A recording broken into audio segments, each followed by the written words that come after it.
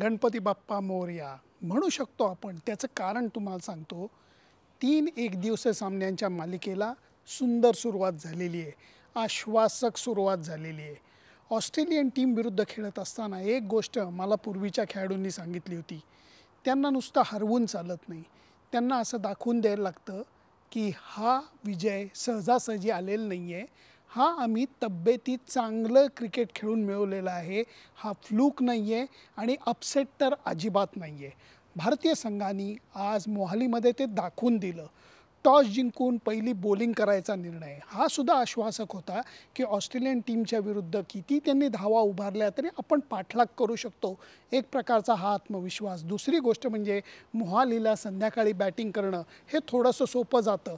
ही गोष्ट के एल राहुलला माहिती होती. संघ व्यवस्थापनाला अगदी तोंडपाठ होती. काय बॉलिंग केली आहे मोहम्मद शमीनी. सुरुवातीलाच त्यांनी मिचेल मार्शला आऊट काढलं, कारण सध्या तो ऑस्ट्रेलियाच्या व्हाईट बॉल क्रिकेटचा अत्यंत महत्त्वाचा खेळाडू आहे. साऊथ आफ्रिकेमध्ये ऑस्ट्रेलियन टीम गेली होती तेव्हा त्या संघाचं नेतृत्व मिचेल मार्शनी केलेलं होतं. सलामीला वॉर्नर बरोबर येऊन तोडफोड बॅटिंग करण्याच्या बाबतीत त्याचं नाव आता घेतलं जात आहे. वर्ल्ड कपला सुद्धा वॉर्नर बरोबर तोच सलामीला यायची शक्यता आहे. या सगळ्या गोष्टींचा विचार केला तर शमीनी टाकलेला त्याला आउटस्विंगर, गिलनी पकडलेला कॅच, या सगळ्या गोष्टींनी सामन्याची सुरुवात उत्तम झालेली होती. आणि त्याच्यानंतर ऑस्ट्रेलियाच्या बॅट्समननी जम बसवायचा प्रयत्न केला. बऱ्याचशा चांगल्या बॅट्समनना जम बसवता आला. एक लक्षात घ्या, ऑस्ट्रेलियाची आज बॉलिंग अटॅक कदाचित फुल नसेल, बॅटिंग मात्र अगदी संपूर्ण खेळलेली होती. आणि ते असूनसुद्धा भारतीय संघाने त्यांना 275-276 धावांमध्ये रोखलं. तुम्ही म्हणाल 276 धावा रोखलं कसं काय म्हणतात, परंतु हे जे ग्राउंड आहे, याचं आउटफील्ड आहे, हे सुपर फास्ट आहे. काही ठिकाणच्या बाउंड्री लाईन्स या खूप छोट्या आहेत. या सगळ्या गोष्टीचा जर का विचार केला तर 275-276चा धावफलक हा या ग्राउंडवरती मोठा समजला जात नाही जेव्हा विकेट चांगला असतं. शमीनी माऱ्यामध्ये दाखवून दिलं की अजूनही अचूक सीमवरती बॉलिंग टाकणं हेच महत्त्वाचं असतं. फक्त ती कला जगातल्या फार कमी बॉलर्सकडे आहे. ज्यांच्याकडे ती कला नसते ते कधी कटर्स टाकतात, कधी स्लोअर वन टाकतात. शमीला याची काही गरज पडत नाही. आज विकेट काढतोय म्हणून मी बोलत नाही आहे. शमीच्या बॉलिंगमध्ये बाउन्सर, यॉर्कर आणि स्विंग संपलं. फास्ट बॉलिंगच्या त्या 3 मूलभूत ज्या गोष्टी आहे तो त्या सातत्याने करत राहतो. तसं बघायला गेलं तर शार्दूल ठाकूरला थोडासा मार पडला. असं होतंच, कारण कोणा ना कोणातरी एका बॉलरला थोडासा चोप पडतो, तसा हा शार्दूल ठाकूरला पडला. पण रवींद्र जडेजाचं उदाहरण घ्या, अश्विनचं उदाहरण घ्या, बुमराचं उदाहरण घ्या, या सगळ्यांनी आज जी बॉलिंग केली ती चोख होती, अचूक होती. जडेजा आणि अश्विनकडे खास लक्ष होतं, कारण अश्विनला संधी दिली गेलेली आहे. खूप चाहते असं म्हणतात की अश्विनचा मुख्य वर्ल्ड कपच्या संघामध्ये समावेश पाहिजे. अश्विन हा शांत आणि विचारी खेळाडू आहे, त्यामुळे हळूच त्यांनी दाखवून दिलं की होय, माझ्याकडे दुर्लक्ष करू नका. आणि महत्त्वाची गोष्ट म्हणजे रोहित शर्मा तसं दुर्लक्ष करत नाही आहे. ऑस्ट्रेलियन टीमच्या बऱ्याच बॅट्समनना नजर बसवण्यात यश मिळवलेलं होतं. स्मिथ घ्या, वॉर्नर घ्या, वॉर्नरनी एकमेव हाफ सेंचुरी केली, पण स्मिथनी 40च्या आसपासच्या धावा केल्या, लबुशेननी 40च्या थोड्याशा अलीकडच्या धावा केल्या. या सगळ्यांना जम बसवल्यानंतर भारतीय बॉलर्सने आऊट काढलं, याची मला थोडीशी गंमत वाटली. आणि त्याचं मुख्य श्रेय 5 विकेट काढणाऱ्या मोहम्मद शमीलाच जातं. त्याचबरोबर तळातल्या बॅट्समनचं, जे मी काल प्रिव्ह्यूमध्ये सांगितलं होतं, ऑस्ट्रेलियन संघाची ताकद ही त्यांच्या ऑलराऊंडर्समध्ये, ते आज आपल्याला परत दिसून आलं. कारण इंग्लिश असू देत, त्याच्यानंतरचा स्टॉयनिस असू देत, शॉन ॲबर्ट असू देत, या सगळ्यांनी थोडं कॉन्ट्रीब्युशन केलं. त्यामुळे ऑस्ट्रेलियाचा डाव हा 276पर्यंत पोचला. याचा पाठलाग करण्यासाठी चांगली सलामी ही कधीही गरजेची असते. आणि 2 तरुण खेळाडूंनी सुपर्ब बॅटिंग केली. ऋतुराज गायकवाड, शुभमन गिलनी मस्त भागीदारी केली. गिल तर काय टचमध्ये दिसत होता, किती सहजी खेळत होता, किती सहजी चांगल्या बॉल्सना फटके मारत होता. बघून खूप आनंद झाला. ऋतुराजला एक जीवदान मिळालं, पण नंतर त्यांनी मारलेले शॉट्स, फ्रंट फूट असू देत, बॅकफूट असू देत, कडक, त्याला आम्ही क्रिकेटच्या भाषेत म्हणतो ना तसे कडक शॉट्स मारले. कुठलेही आडवे तिडवे फटके न मारता सुद्धा दोघांनी 150च्या पुढची भागीदारी केली.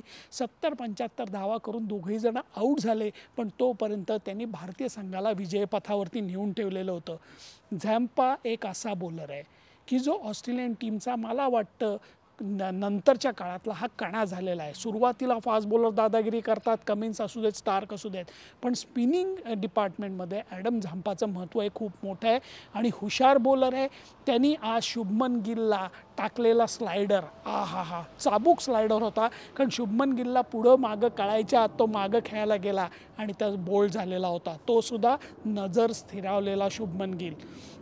नंतर श्रेयस अय्यर दुर्दैवाने रनआउट झाला. माझ्या मते ती धाव नव्हती आणि त्याचबरोबर ईशान किशनलासुद्धा जास्त धावा करता आल्या नाही. थोडंसं दडपण आलेलं होतं. ऑस्ट्रेलियन टीम अशा वेळेला बरोबर ते दडपण वाढवायचा प्रयत्न करते, पण कप्तान के. एल. राहुल आणि सूर्यकुमार यादवनी इतकी पद्धतशीर बॅटिंग केली. सूर्यकुमार यादवच्या बॅटिंगचं वर्णन करत असताना सारखा संजय मांजरेकर कॉमेंट्री करताना म्हणत होता, आज तो स्वीपचा फटका मारायला जात नाही, आज तो स्वीपचा फटका मारायला जात नाही आहे. आडव्या बॅटचे शॉट खेळूनच धावा होतात असं अजिबात नसतं. हे सूर्यकुमारला आज कळून चुकलं, कारण त्यांनी मारलेले स्ट्रेट ड्राईव्ह हे लक्षणीय होते. के. एल. राहुलनी कॅप्टनशिपची इनिंग खेळली. खूप जणांना शंका होत्या, के. एल. राहुल फिट आहे का, तो लायक आहे का, अमुक आहे का तमुक आहे. हळूहळू या सगळ्या गोष्टींना आता प्रश्नांना उत्तरं मिळायला लागलेली आहेत.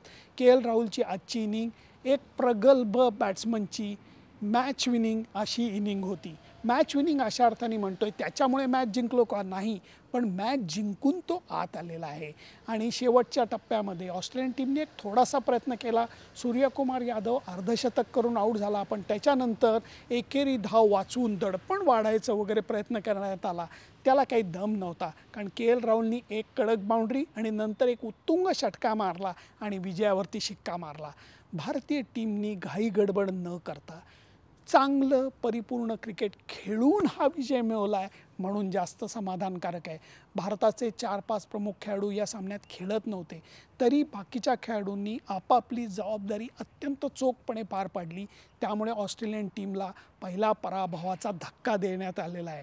ऑस्ट्रेलियन टीम गप्प बसणार नाही, दुसऱ्या सामन्यामध्ये पलटवार नक्की करतील, अगदीच अपेक्षित आहे. काहीच ह्याच्यात सांगण्यासारखं नाही, कारण ऑस्ट्रेलियन टीम ही खुन्नसनी क्रिकेट खेळते.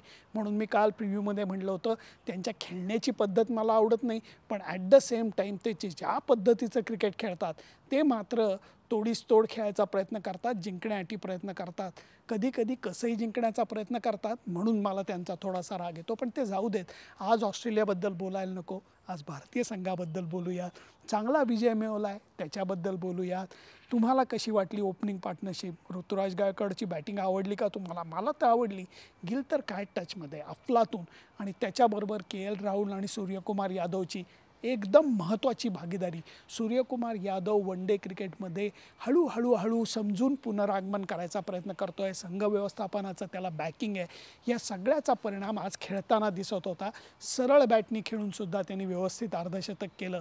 त्यामुळे एकीकडे ऑस्ट्रेलियन टीमकडनं एकाने अर्धशतक केलं डेव्हिड वॉर्नर, भारताकडनं Ruturaj Gaikwad, Shubman Gill, captain K. L. Rahul आणि सूर्यकुमार यादव 4 जणांनी अर्धशतकं केली आणि म्हणून भारतीय संघाला दणदणीत विजय मिळवता आलेला आहे. 3 सामन्यांची मालिका आहे. पुढचा सामना महत्त्वाचा ठरणार आहे. तुमचा अंदाज काय आहे? मला खरंच सांगा. तुम्हाला शमीची बॉलिंग भेदक वाटली का? काय स्विंगवरती कंट्रोल होता त्याचा? म्हणून आजचा विजय हा शमीच्या नावाने नोंदवूयात. अर्थातच बॅट्समननी उत्तम कामगिरी केली आहे, पण ऑस्ट्रेलियन टीमला 300 धावांपासून रोखणं हे महत्त्वाचं होतं, जे शमीमुळे शक्य झालेलं आहे. त्यामुळे आजचा सामना शमीच्या नावाने लक्षात ठेवूयात, जसा गेला सामना आपण सिराजच्या नावाने लक्षात ठेवलेला होता. त्यामुळे तुमची मतं जरूर कळवा आणि त्याच्याकरता माझं फेसबुक पेज, माझं यूट्यूब चॅनल सबस्क्राईब करायला विसरू नका. भेटूयात परत. Bye bye.